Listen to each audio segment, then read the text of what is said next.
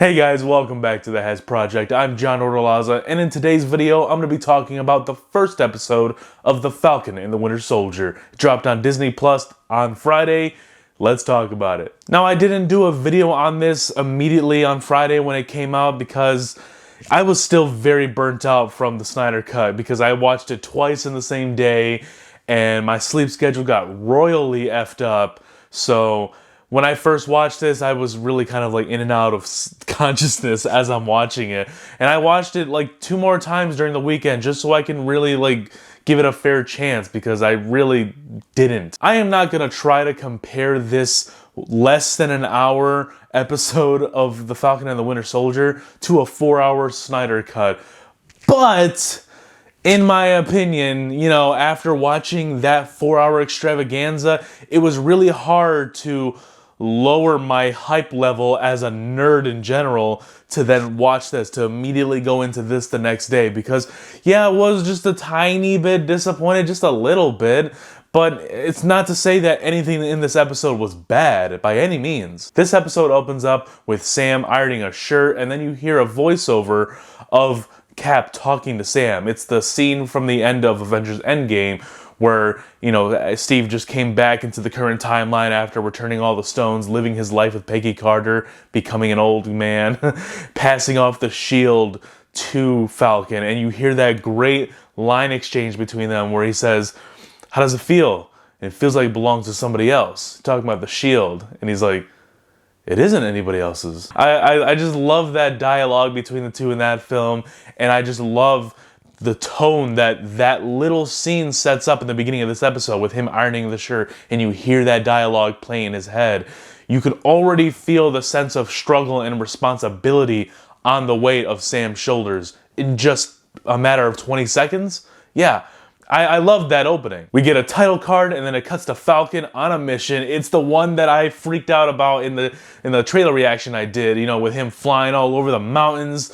He's got friggin' missiles coming after him. He's going after, what's his name? George St. Pierre, his character from The Winter Soldier, who's still around.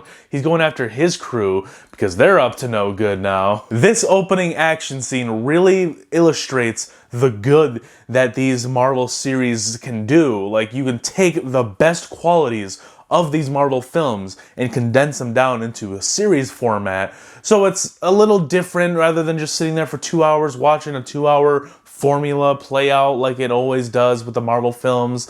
I'm not saying that as like a slight to them, but you know, you'd be dumb to think that there wasn't a formula that they know about and they utilize for every film, because it's just easy and it works. We all fall for it because it's a good format. But it's a really nice breath of fresh air to see these awesome things condensed down, and I really appreciate that this show has taken the time to break down each character and develop them more than just showing them do cool things. Right when this first action scene finishes, the rest of the episode is kind of more slow and doesn't really have that fast-paced speed that first action scene has, which understandably that's fine.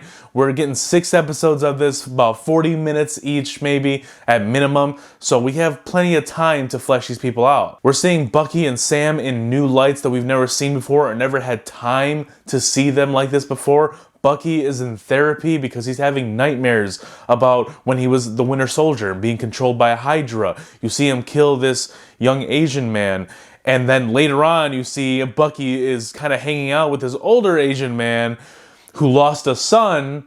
He doesn't really know why, he was just killed one day, and then you find out that Bucky killed his son because he was a witness to another mission of his. Like, he was just he was a bystander, and he murdered him because that's the really cool thing I like about Bucky's half of this buddy cop type dynamic. You know, he's the one who's got a more troubling past because he's basically been a bad guy. He's done some terrible things. He's kind of a terrorist, and you can see that now he's not controlled by Hydra. He's got a mind of his own. He's got a list of names of people that he's got to make amends with. He goes to them and he's like, "I'm Bucky Barnes. I am not the Winter Soldier anymore, and you're part of my attempts to make amends." It's kind of played off comical, but you know, you understand where he's coming from. You understand that he was controlled in the other movies when he was doing bad things. It wasn't him. It was Hydra. This show gives us Sam's family, his sister, her 2 boys, like super detached from everything, from the whole Marvel landscape. Similar to Hawkeye's family, who got revealed to us in Age of Ultron. It was like this whole secret family that was just kept away from the whole superhero stuff, and understandably so. But for once, we see Sam dealing with real world problems like mortgages and loans, you know, with his family and how they're gonna get their business going. It's interesting. Not how I would have thought this whole series would have opened up, but it was still kind of fun to watch. This isn't Snyder Cut hype talking. I'm just saying, after watching this 3 times, because I have seen this episode 3 times, there isn't a whole lot to grab me and get me hyped.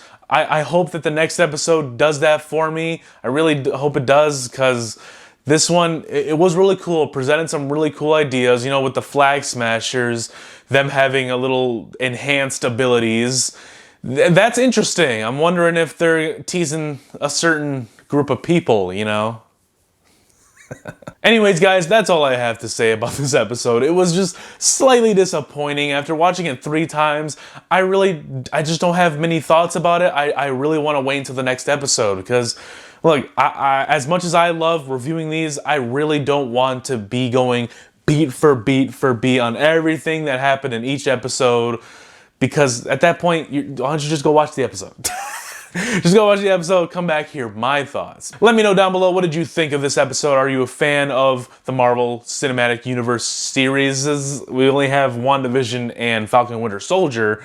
Let me know what you thought about this first episode. Are you invested? I am, because I love Falcon, I love Bucky. Everything I've seen in the trailer so far looks promising, so hopefully this second episode really kicks up my hype level. Leave a like, subscribe to the channel if you're new, and be sure to stick around, guys, because there's more to come.